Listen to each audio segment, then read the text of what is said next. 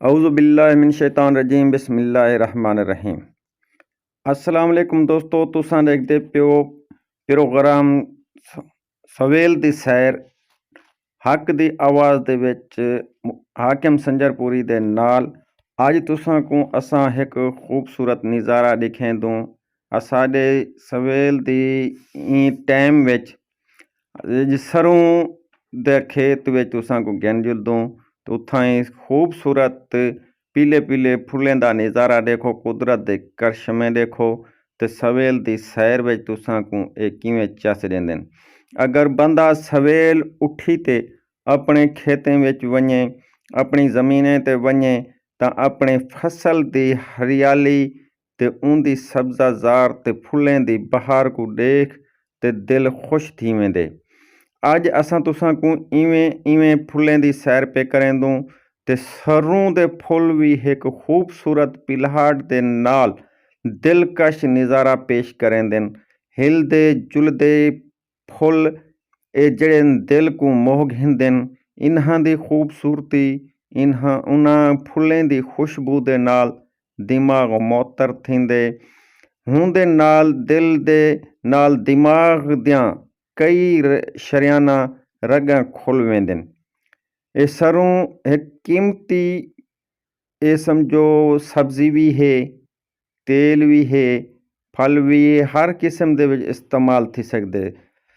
सरों यानी सरमे दे फुल दे तज़करा कई शायरें भी कीते, कई गुलकारें कीते, अपने खूबसूरत अंदाज विच गए इन्हें दी तारीफ भी कीती है। सरमी दे मौसम विच ही वक्त गरीबें दी सब्जी भी है। ये ही टाइम इस्तेमाल थिया वेंदे। इंदा साग पका ते रखो तां तमाम पुर ज़ोर लुत्फ़ अंदोज़ बंदा थींदे, खमदे सैर थींदे ते तू बंदा रजदा नहीं। ये वड्डे वड्डे शहरें विच लोग अपने दोस्त अहबाब को तोहफा भेजेंदे न सरों दा साग ते ओ खुशी नाल ही को खमदे न। सरों दा साग ते मक्खन मकई गदलां दा साग होवे ते किस्म दे कई शायर भी मौजूद हैं ते लोग ही तो लुत्फ़ अंदोज़ थींदे न। ये पुराने दौर दा एक बहु अच्छी फसल है और ही मुनाफा और फसल है। ज़िमींदारें किसानें काश्तकारें वास्ते भी ये आमदनी दा जरिया है। तेलदार इजनास विच एक वधारा है। पाकिस्तान दी पैदावार विच अगर तेल दी इजनास विच इजाफा करना है तो सरों लाजमी काश्त कीती वञे। इंदा खर्च भी कम है और पैदावार भी ज़्यादा है।